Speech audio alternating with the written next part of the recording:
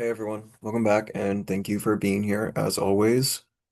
This will be our last video in the Descartes series. I'm sorry that I'm so happy to say that. I think I just, he's tough. Descartes is tough. Um, Very particular. So let's finish up. We're working on the arguments for God's existence. There are three of them, like I said. Um, I think they map on pretty well. The first one is in the order they go in. The first one is, I have an idea of God, and there are particulars about objective and formal reality. Let's get the screen shared. There are particulars about objective and formal reality, um, but objective reality is what's in my mind, the idea itself. Formal reality is like the thing itself in the world. Supposedly, the formal reality of things gives me their ideas, supposedly. Um, it could be more of an interchange than that.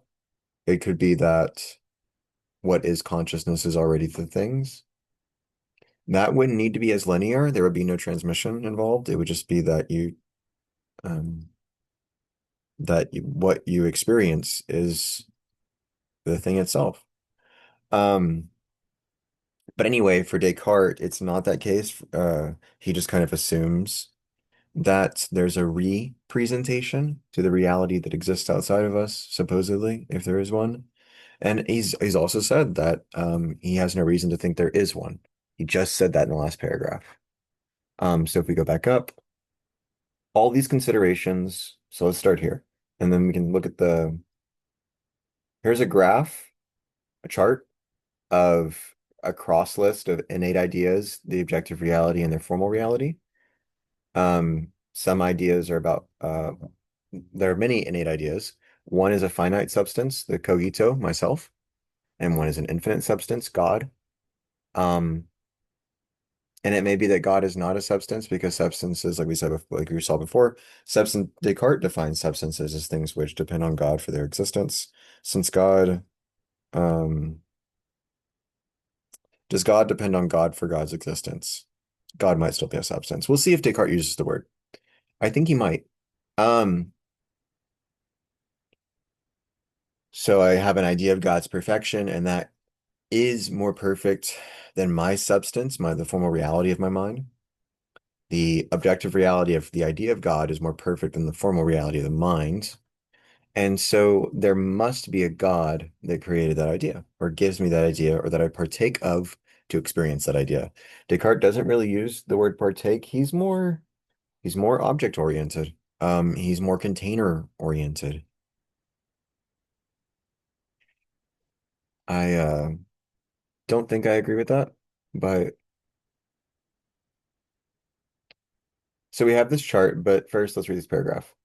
All these considerations are enough to establish that it is not reliable judgment, but merely some blind impulse that has made me believe up till now that there exist things distinct from myself, which transmit to me ideas or images of themselves through the sense organs or in some other way. So he says there's no separation, and not the way we receive things, but that what we experience is not a reception so much as it is a communion. Um,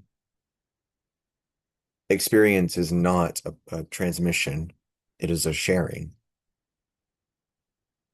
a henosis, a partaking. But it now occurs to me that there is another way of investigating whether some of the things of which I possess ideas exist outside me. Insofar as the ideas are considered simply as modes of thought, there is no recognizable inequality among them. They all appear to come from within me in the same fashion. But insofar as different ideas are considered as images, which represent different things, it is clear that they differ widely. Undoubtedly, the ideas which represent substances to me amount to something more, and so to speak, contain within themselves more objective reality than the ideas which merely represent modes or accidents. Um, so Again, the idea that gives me my understanding of a supreme God, eternal, infinite, immutable, omniscient, omnipotent, and the creator of all things that exist apart from him, certainly has in it more objective reality than the ideas that represent finite substances. So here, Descartes does seem to be calling God an infinite substance. He doesn't use the word substance, but he says that the idea of God has more objective reality than the ideas of everything else, including finite substances and then also modes and accidents.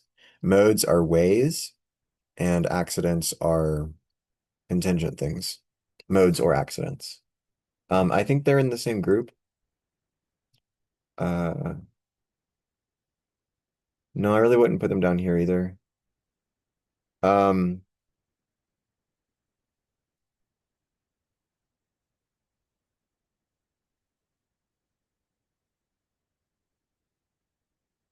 Secondary qualities seem to be, you know, man, primary and secondary qualities. I think that's Locke. I don't, well, let's not talk about that. I think the substances go in innate ideas. I think that makes sense. I think this old chart, I'm not sure if modes, activities, paths, if those goes in invented ideas. Um,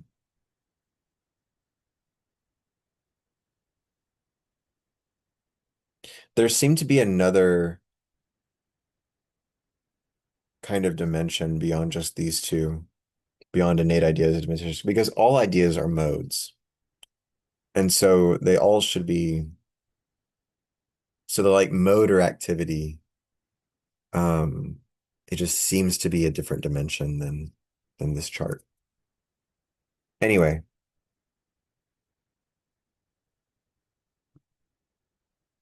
now it is manifest by the natural light that there must be at least as much reality in the efficient and total cause as in the effect of that cause.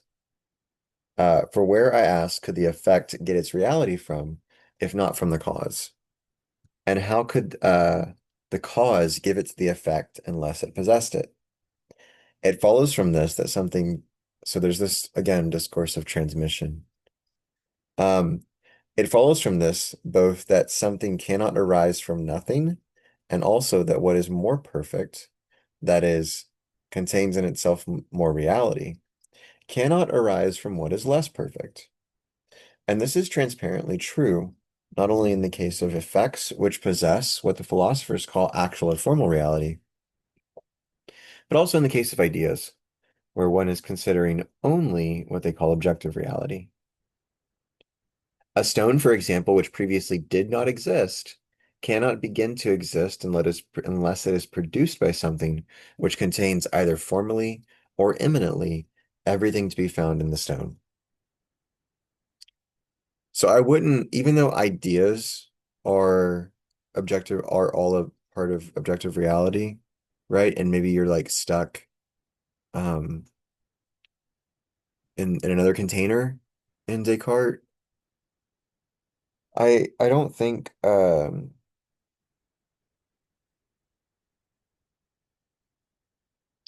givenness of the world and the way that the world is a form of mind is not the same as the way that ideas are in the brain or in the mind. Um, the givenness of the book is not just its essence, and it's all mind. Whether I discern it properly or not, it's all mind.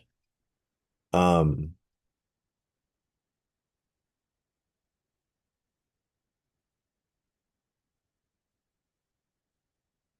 so the stone cannot begin to exist unless it was produced by something which contains either formally or immanently. Uh, Immanent reality is a different level,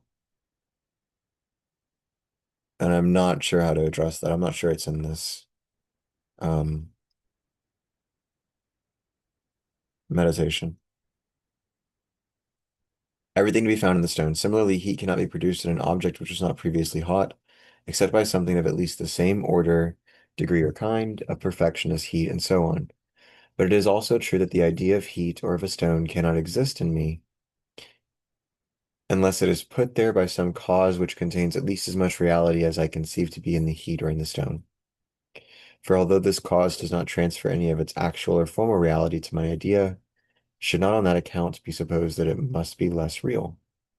The nature of an idea is such that of itself it requires no formal reality except what it derives from my thought, of which it is a mode.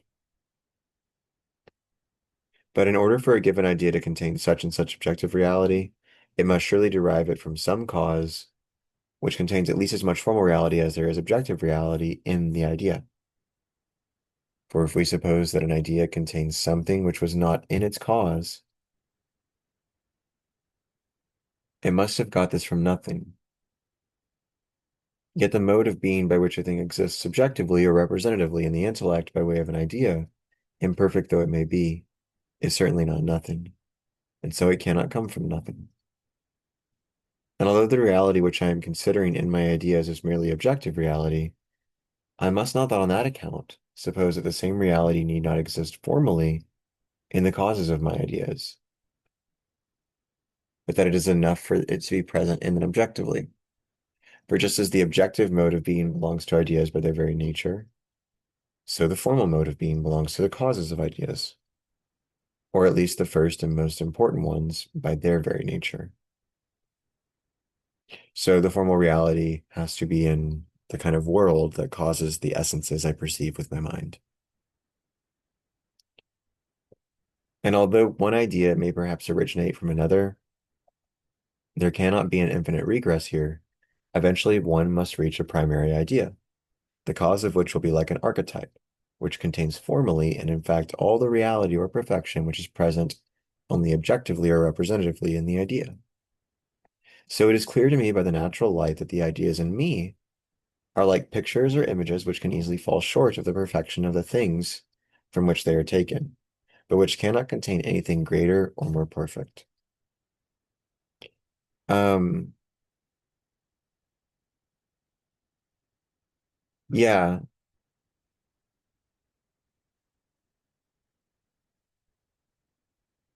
I don't know about transmission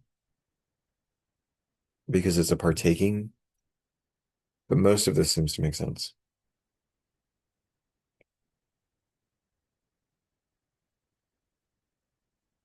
A sort of cascading from God, um, due to the what seems to be a necessary structure of innate ideas and reality or perfection.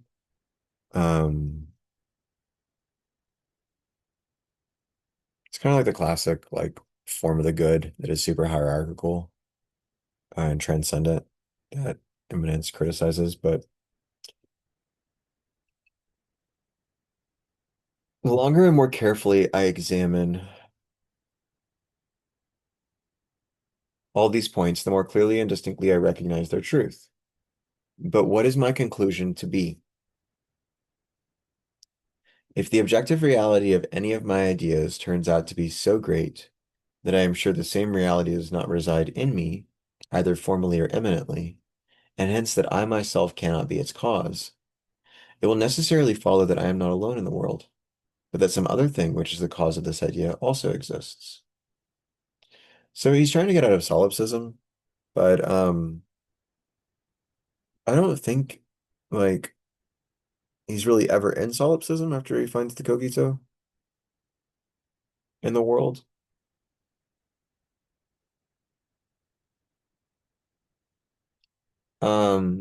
Like yeah, probably not the cause of everything because not perfect. Okay. But some other thing which is the cause of this idea also exists. And the only thing like this is God.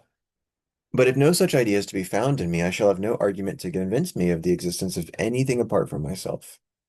Although you really shouldn't be sure that God is apart from you. And it's not for Descartes. God sustains the meditator at all instances. For despite a most careful and comprehensive survey, this is the only argument I have so far been able to find. Among my ideas, apart from the idea which gives me a representation of myself, which cannot present any difficulty in this context, there are ideas which variously represent God. corporeal and inanimate things, angels, animals, and finally other men like myself. As far as concerns the ideas which represent other men or animals or angels, I have no difficulty in understanding that they could be put together from the ideas I have of myself, of corporeal things, and of God, even if the world contained no men besides me, no animals, and no angels. So really, it's only from, like, God is the one that the meditator can't explain. As to my ideas of corporeal things, I can see nothing in them which is so great or excellent as to make it seem impossible that it originated in myself. For if I scrutinize them thoroughly and examine them one by one, in the way in which I examined the idea of the wax yesterday, I notice that the things which I perceive clearly and distinctly in them are very few in number. The list comprises size, or extension in length, breadth, and depth, shape, which is a function of the boundaries of this extension, position, which is a relation between various items possessing shape, and motion, or change in position. To these may be added substance, duration, and number. Um, so he's separating properties, primary properties like extension and shape and duration and substance, and number, motion, depth, length, breadth, size, extension, again. And then qualia, or our experience of them as having phenomena, so to speak. I really don't buy this distinction in the slightest. Um,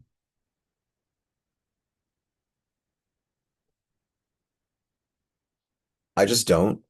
Even the stuff he lists is permeable and transitory in the same way that the colors are. And I think that Bergstone's understanding of qualitative duration and an immanent consciousness just makes more sense. Um, I think you just start boxing yourself in with these tricky little steps in the meditation and these hidden assumptions. Um,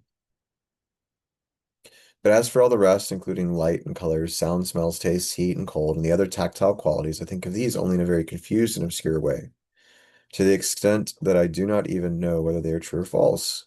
That is, whether the ideas I have of them are ideas of real things or of non-things. They're given. I don't know why he needs to doubt them. I don't know why he's doing that, right? Like it's almost like he's not trusting their clarity and distinctness. They have a clarity and distinctness. For although, as I have noted before, falsity in the strict sense or formal falsity can occur only in judgments, there is another kind of falsity, material falsity, which occurs in ideas when they represent non-things as things, but they're mapping onto the givenness of the world, which represents itself. The world gives you the object, the essence of itself. As part of the givenness of just the orange, the green of this book, the red of this one, um, the givenness of the world, your intellect pierces through it to get the eidetics, the essences. That doesn't call into the question the phenomena themselves, right? Um, it's annoying.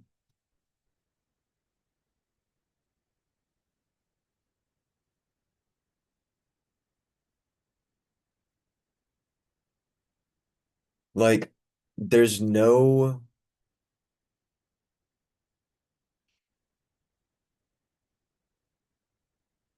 it's an impossible standard to try to posit this world that you are taking as given up against its non-thingness, then you're assuming that it's non-given. If I take this world as given, but then I don't trust the essences it presents to me and think that they could map onto some other world behind the world that is given, that I'm no longer thinking the world is given, and I no longer think that thinking is thinking and trust it like the cogito. But if I trust the cogito, I trust the givenness of the world. And if I trust the givenness of the world, then I don't need to doubt. There's no material falsity. Although this is where he talks about cold as the privation of heat. For example, the ideas which I have of heat and control cold contain so little clarity and distinctness that they do not enable me to tell whether cold is merely the absence of heat or vice versa, or whether both of them are real qualities or neither is. And since there can be no ideas which are not, as it were, things, if it is true that cold is nothing but the absence of heat, the idea which represents it to me as something real and positive deserves to be called false, and the same goes for other ideas of this kind. Um, well, and he says right before that he doesn't know if it's either one. He doesn't know that cold is the absence of heat or if heat is the absence of cold. So I guess he's talking about continuum shifting things, and you can still carve eidetics with those. He's just like not being brave about it, basically. Um, he has to go to his mind and trust the feeling, and you can do that. You don't need, you just carve more eidetics. It's not that there's some other kind of thing like extension uh, that's separate from phenomena. Physics, I think, quite frankly, already shows us this. Um, the wavelengths, we call them numbers, we can measure them and quantify them in certain ways, but they don't, what reality does a number have? Um, this world that I'm experiencing is not ones and zeros. Like, it just because you can represent it that way doesn't mean that that's what it is.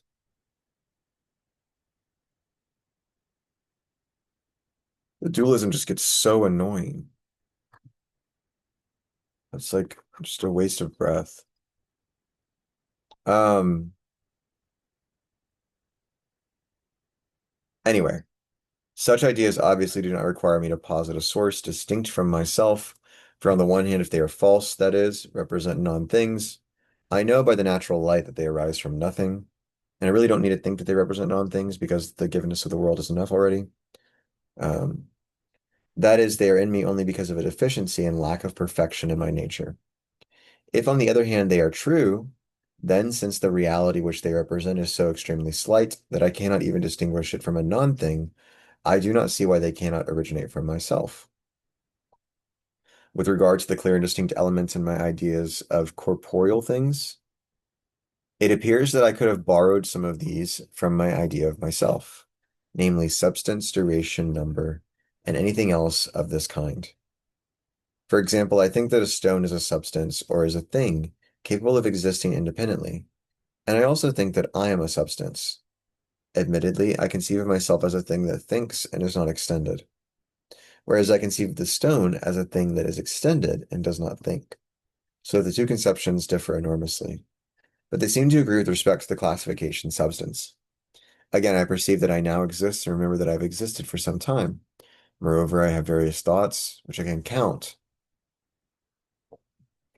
It is in these ways that I acquire the ideas of duration and number, which I can then transfer to other things. As for all the other elements which make up the ideas of corporeal things, namely extension, shape, position, and movement, these are not formally contained in me, since I am nothing but a thinking thing. But since they are merely modes of a substance, and I am a substance, it seems possible that they are contained in me immanently. So still doesn't explain immanent there. Um, Immanent kind of means like behind the surface or waiting to be brought forth, but it's immanent with an E versus immanence, IMMA. They're different. So there remains only the idea of God, and I must consider whether there is anything in the idea which could not have originated in myself.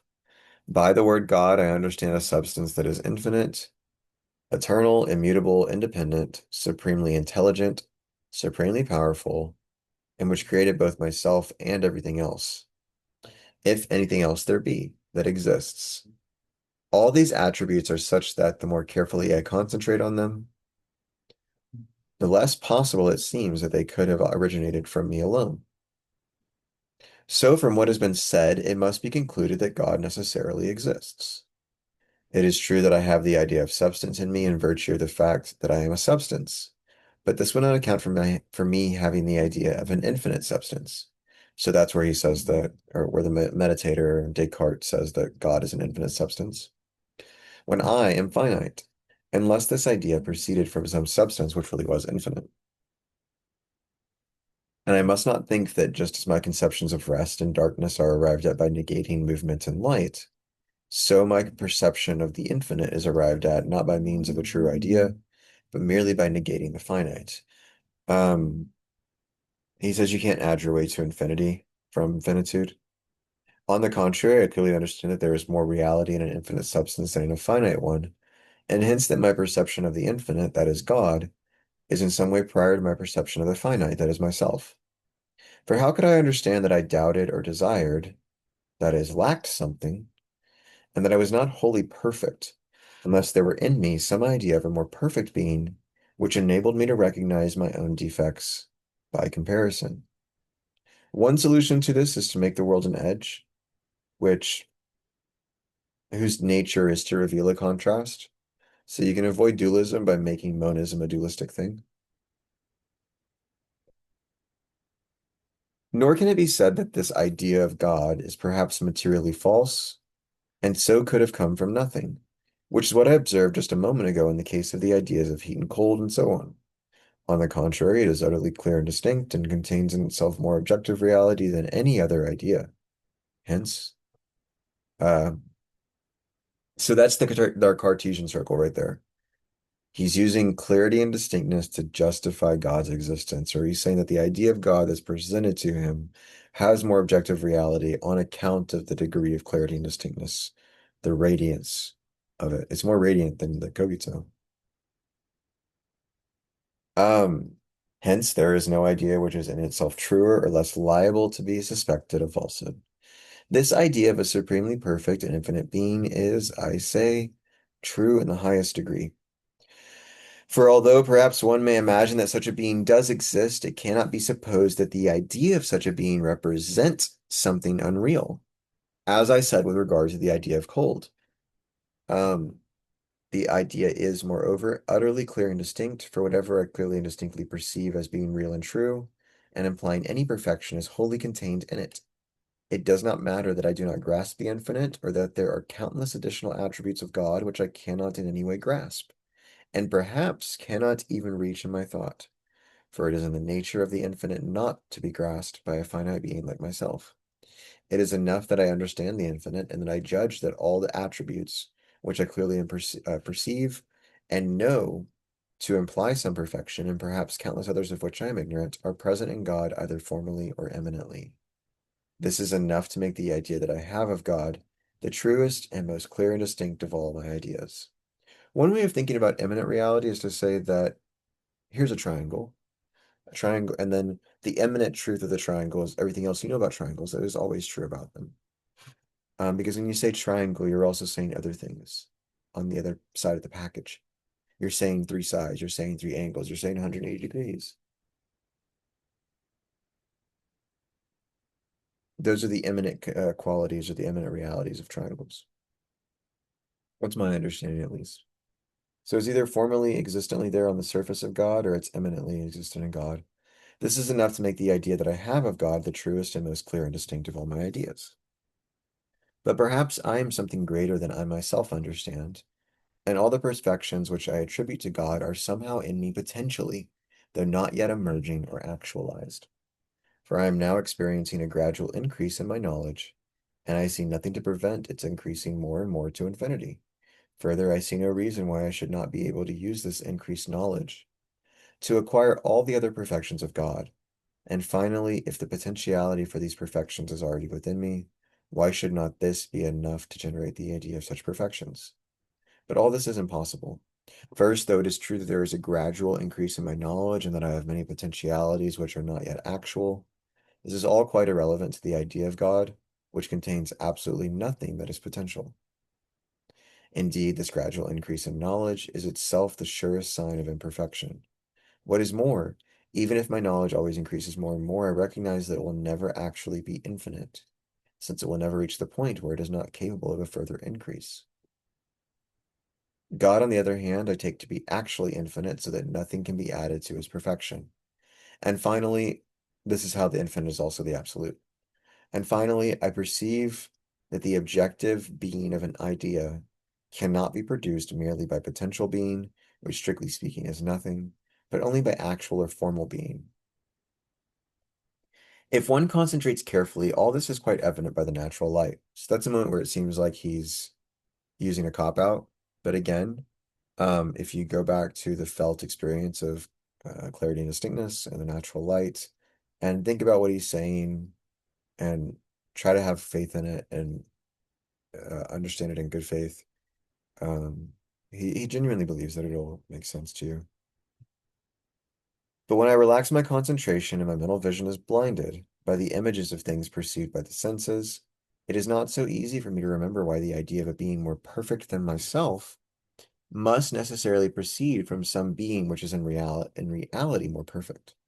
I should therefore like to go further and inquire whether I myself, who have this idea, could exist if no such being existed. So this is a transition from that first argument for God's existence to the second and third arguments for God's existence. The second one being that God must have created me. The third one being that God, in every instance, sustains my existence by recreating me. Descartes says that it's obvious to anybody who contemplates the nature of time that sustaining existence is the same as creating it. It requires just as much effort. So this is called occasionalism. When we get down to it, maybe I'll wait until then. Hopefully I remember to talk about the way that pixels are delivered, um, usually in packets via bandwidth on the internet. Um, Many or some browsers and video processing servers and websites serve the images on the screen or the experience on the screen by only telling the screen what to change. So if only the top left corner up here changes when I move my finger like this and my lips are moving, but nothing else on the screen is moving, um, depending on the way that the information is sent across the internet, it may not, and the fan is moving, it may not be updating the packets or the data or the pixels for the other stationary things. And that's one way we can kind of parallel or mirror thinking about occasionalism for time and recreation in Descartes. So hopefully we'll remember that when we get down there. Um, so the second argument for God's existence. From whom, in that case, would I derive my existence? From myself, presumably, or from my parents, or from some other beings less perfect than God. For nothing more perfect than God, or even as perfect, can be thought of or imagined. Yet, if I derived my existence from myself, then I should neither doubt, nor want, nor lack anything at all. For I should have given myself all the perfections of which I have any idea, and thus I should myself be God. I must not suppose that the items I lack would be more difficult to acquire than those I now have. On the contrary, it is clear that since I am a thinking thing or substance, it would have been far more difficult for me to emerge out of nothing than merely to acquire knowledge of the many things of which I am ignorant, such knowledge being merely an accident of that substance. And if I had derived my existence from myself, which is a greater achievement, I should certainly not have denied myself the knowledge in question, which is something much easier to acquire, or indeed any of the attributes which I perceive to be contained in the idea of God, for none of them seem any harder to achieve. And if any of them were harder to achieve, they would certainly appear so to me if I had indeed got all my other attributes for myself, since I should experience a limitation of my power in this respect.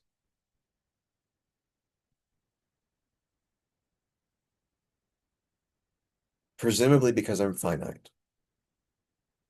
I do not escape the force of these arguments by supposing that I have always existed as I do now, as if it followed from this that there was no need to look for any author of my existence. For a lifespan can be divided into countless parts, each completely independent of the others, so that it does not follow from the fact that I existed a little while ago that I must exist now. Unless there is some cause which, as it were, creates me afresh at this moment. That is, which preserves me. Preservation is the same as creating afresh. For it is quite clear to anyone who attentively considers the nature of time that the same power and action are needed to preserve anything at each individual moment of its duration, as would be required to create that thing anew if it were not yet in existence. Hence, the distinction between preservation and creation is only a conceptual one, and this is one of the things that are evident by the natural light. Spinoza has a similar thing that he does where he goes like, and this is obvious to anybody who thinks about it. I must therefore now ask myself whether I possess some power enabling me to bring it about that I, who now exist, will still exist a little while from now. For since I am nothing but a thinking thing, or at least since I am now concerned only and precisely with that part of me which is a thinking thing, if there were such a, which is everything, the givenness of the world, if there were such a power in me, I should undoubtedly be aware of it. But I experience no such power, and this very fact makes me recognize most clearly that I depend on some being distinct from myself. I'm not distinct from God. I mean, he said that the substances depend on God. But God could be distinct from me, I guess. That's the argument. But perhaps this being is not God, and perhaps I was produced either by my parents or by other causes less perfect than God. No, for as I have said before, it is quite clear that there must be at least as much in the cause as in the effect. And therefore, whatever kind of cause is eventually proposed, since I am a thinking thing and have within me some idea of God, it must be admitted that what caused me is itself a thinking thing, and possesses the idea of all the perfections which I attribute to God. In respect of this cause, one may again inquire whether it derives its existence from itself or from another cause. If from itself, then it is clear from what has been said that it is itself God. So God does cause itself. It does depend on itself. It does derive its existence from itself. It's still a substance. All substances, including God, depend on God for their existence. Since if it has the power of existing through its own might, then undoubtedly it also has the power of actually possessing all the perfections of which it has an idea. That is, all the perfections which I conceive to be in God. If, on the other hand, it derives its existence from another cause, then the same question may be repeated concerning this further cause, namely whether it derives its existence from itself or from another cause, until eventually the ultimate cause is reached, and this will be God. It is clear enough that an infinite regress is impossible here, especially since I am dealing not just with the cause that produced me in the past, but also and most importantly with the cause that preserves me at the present moment. So, since both are God and both require or depend on God, that's two separate arguments for God's existence. But they parallel basically the causation and the recreation or the preservation, the occasionalism. And again, this maps onto the analogy of the sun in Plato's, at the end of Plato's Republic in books, or the end of book 6 of Plato's Republic. Um, and the analogy of the sun or the good, the one form of the good, can be studied as an object in itself. I have the idea of it, and it has to come from the object itself out there. Um, the sun also uh, creates the original germination of the flower. Um,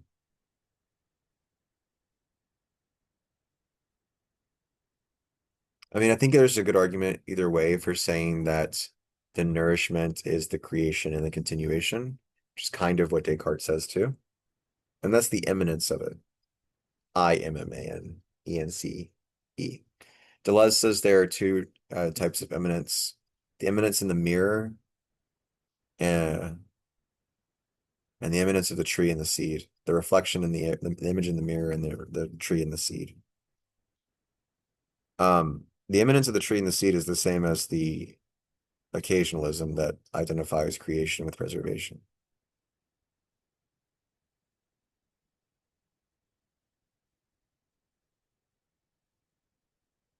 Or at least if they're different, it would be very, very, very interesting to parse why and how, more particularly.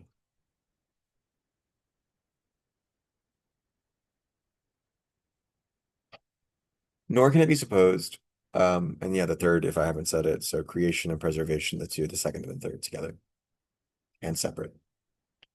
Nor can it be supposed that several partial causes contributed to my creation, or that I receive the idea of one of the perfections which I attribute to God from one cause, and the idea of another from another. The supposition here being that all the perfections are to be found somewhere in the universe, but not joined together in a single being, God. On the contrary, the unity, the simplicity, or the inseparability of all the attributes of God is one of the most important of the perfections which I understand him to have. The absoluteness, the finality. Um, and surely the idea of the unity of all his perfections could not have been placed in me by any cause which did not also provide me with the ideas of the other perfections. For no cause could have made me understand the interconnection and inseparability of the perfections without at the same time making me recognize what they were. Lastly, as regards my parents, even if everything I've ever believed about them is true, it is certainly not they who preserve me. And insofar as I am a thinking thing, they did not even make me. They merely placed certain dispositions in the matter, which I have always regarded as containing me, or rather my mind, for that is all I now take myself to be. He should be taking himself as matter too, because he's got the world. He's got the givenness of the sensory perceptions. There's nothing there that is not given. Like you get the edges of the book, like right, like you're mapping out the textures of the edges, and you form the idea that there is, if you couldn't see this or couldn't like create the shape by looking at it or hearing it, these phenomena just show us the edges of our own consciousness. We never get more than the surface of anything. There's no reason to think that this world or the givenness or something like that is like behind it. And he keeps assuming that there is.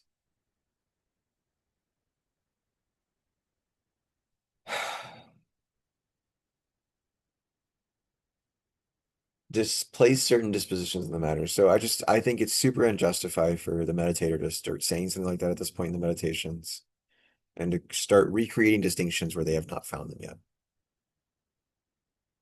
Um, or rather my mind, for that is all I now take myself to be, but the mind includes the matter. So there can be no difficulty regarding my parents in this context. Altogether, then, it must be concluded that the mere fact that I exist and have within me an idea of a most perfect being, that is God, provides a very clear proof that God indeed exists. It only remains for me to examine how I received this idea from God. For I did not acquire it from the senses. It has never come to me unexpectedly, as usually happens with the ideas of things that are perceivable by the senses, when these things present themselves to the external sense organs, or seem to do so. And it was not invented by me either. For I am plainly unable either to take away anything from it or to add anything to it. The only remaining alternative is that it is innate in me, just as the idea of myself is innate in me. And indeed, it is no surprise that God, in creating me, should have placed this idea in me to be, as it were, the mark of the craftsman stamped on his work. Not that the mark need be anything distinct from the work itself, but the mere fact that God created me is a very strong basis for believing that I am somehow made in his image and likeness, and that I perceive that likeness. So again, really, that I perceive that likeness, which includes the idea of God, by the same faculty which enables me to perceive myself.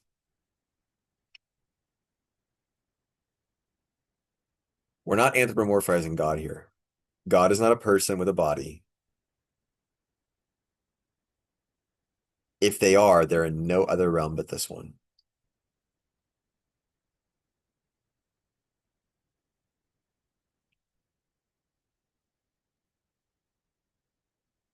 We're not making God a guy in the sky. Let's get that straight. Unequivocally, no, not anthropomorphizing God. To be made in God's likeness then would mean something like my mind is similar to God's mind or similar to God. It would also mean that there is a trustworthy correspondence or a univocity. Descartes probably talking about analogy instead of univocity. Um, I forget what the third option is. Probably analogy. That's not a third option. Uh, I thought the third option was the one that it was most common or least heretical to say in order to talk about God, which is to say that God is not like us, but we are like God, and God is better than us, and a frog is different from um,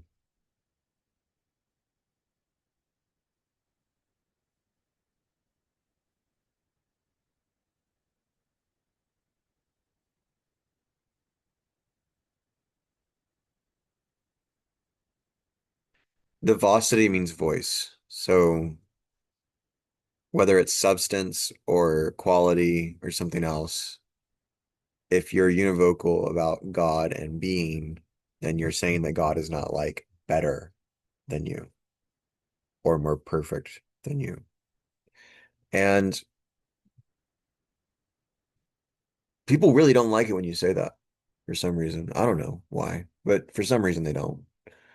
Um, they really want some kind of excuse for their own power, I think.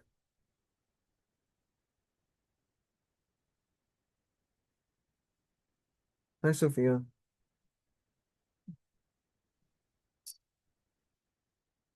All right, but yeah, God's univocal, made in their likeness, which is nothingness. Um, and absolutitude, absoluteness. That is, when I turn my mind's eye upon myself, I understand that I am a thing which is incomplete and dependent on another, and which aspires without limit to even greater and better things. But I also understand at the same time that he on whom I depend has within him all those greater things, not just indefinitely and potentially, but actually and infinitely, and hence that he is God. The whole force of the argument lies in this. I recognize that it would be impossible for me to exist with the kind of nature I have, that is, having within me the idea of God, were it not the case that God really existed. By God, I mean the very being, the idea of whom is within me, that is, the possessor of all the perfections which I cannot grasp, but can somehow reach in my thought, who is subject to no defects whatsoever. So here we're talking about the philosopher's God, uh, all good, all powerful, all knowing, all kind, all loving, all compassionate, all perfect, omnipotent, omnis, something, something, omnipresent, omniscient, omnitemporal, or everlasting, depending on your definition. Omnipotent, we already did that one. It is clear enough from this that he cannot be a deceiver, since it is manifest by the natural light that all fraud and deception depend on some defect. Fun fact, this is also why my understanding of God would not involve hell. Hell just doesn't make sense to me. Um, because I see God and all goodness as being imbued with grace and forgiveness. So, but before examining this point more carefully and investigating other truths which may be derived from it, I should like to pause here and spend some time in the contemplation of God, to reflect on his attributes and to gaze with wonder and adoration on the beauty of this immense light, so far as the eye of my darkened intellect can bear it. To reflect on God's attributes and to gaze with wonder and adoration on the beauty of this immense light. Here we have, quite frankly, I mean, I would make the argument for henosis here. It's a contemplative partaking of the natural light. And the idea of God, is the likeness of God's being that we can access up onto. That's what we saw in the few paragraphs ago.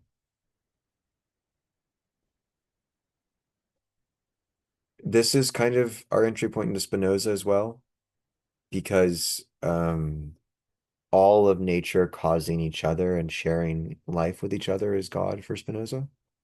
So we're going to move out of the meditative style and drop the meditator and I and go back to talking about the philosophers' names.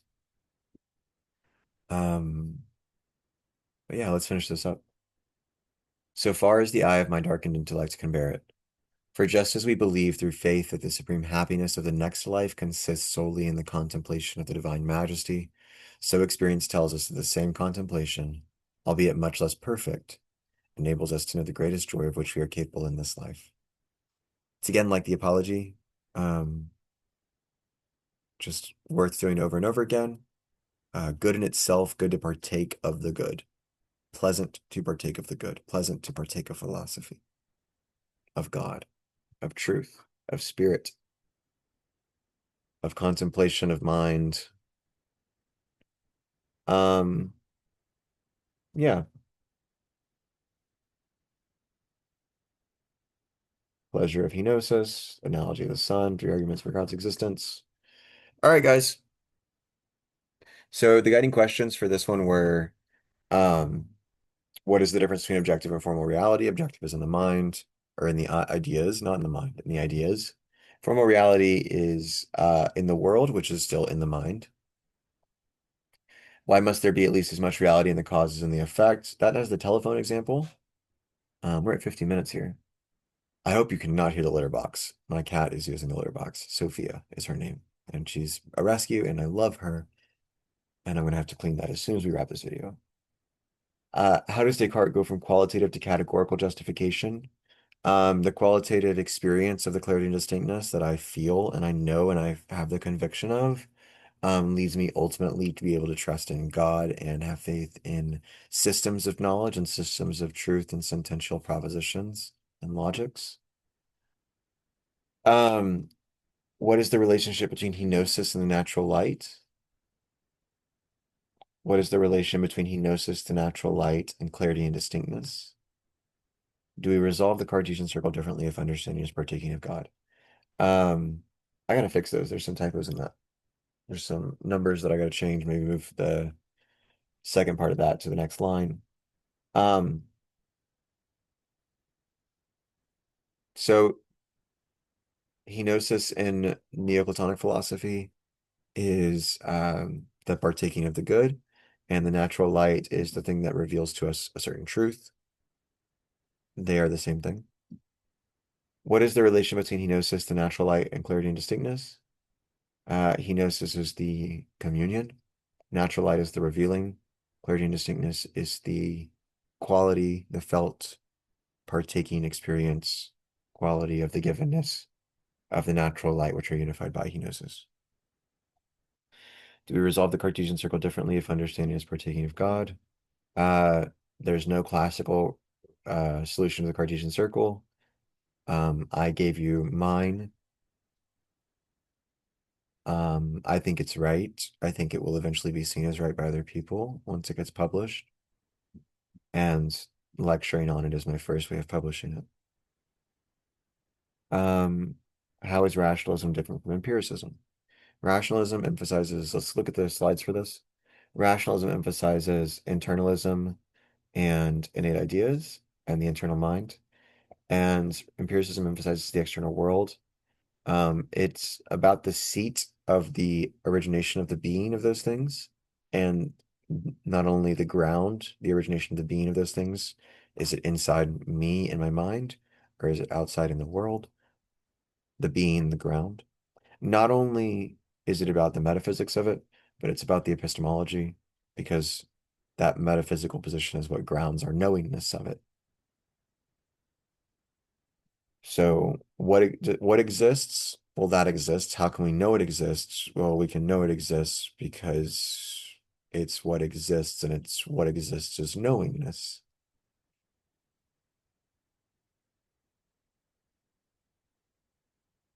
I'm pretty happy with that one. Um,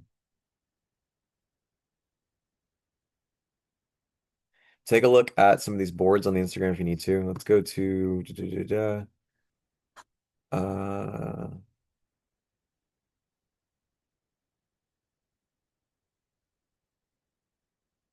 there's a quite good list. Here it is. So on rationalism, we have unity, unity and multiplicity. That's the big one in Bergson for rationalism and empiricism. Um, with rationalism, we have unity, innate ideas, internal reason as concepts and concepts, deduction, rationality, all of these things. Empiricism, we have science, experience, experimentation, external, multiple, many, tabula rasa, so blank slate. Instead of a blank slate in rationalism, we have innate ideas. Back to empiricism. Material is often with empiricism, materialism. Um, the idea that everything is mind is not rationalism, that is idealism. versus the idea that everything is matter or non-mind is materialism. Not all materialism is the same as physical reductionism or physicalism. So not all materialisms think that you can reduce it to a set of like Cartesian properties, right? In fact, I'm arguing for a monistic Spinozan materialism where the phenomena is emanative or coming out of or part of the matter itself, and we only come to know matter through a perception of direct phenomena, which we pierce with a knowingness.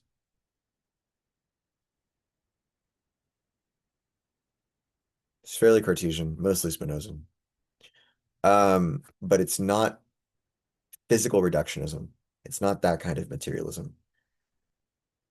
It's a kind of wild materialism where, I mean, it's just absurd that the color is in the world. How crazy is that?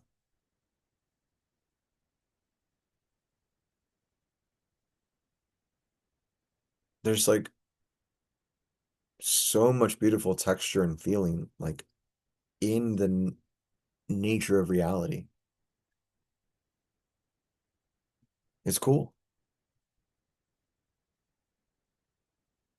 Observation, science, yeah. That's pretty much it for empiricism versus rationalism. We move out of this debate when we leave the modern period. Next, we'll do Spinozism and affect theory. More on that in the next series. May have other Descartes videos one day. Uh, but yeah, thanks for being here. Hope you enjoyed it. Hope you reread it from time to time. And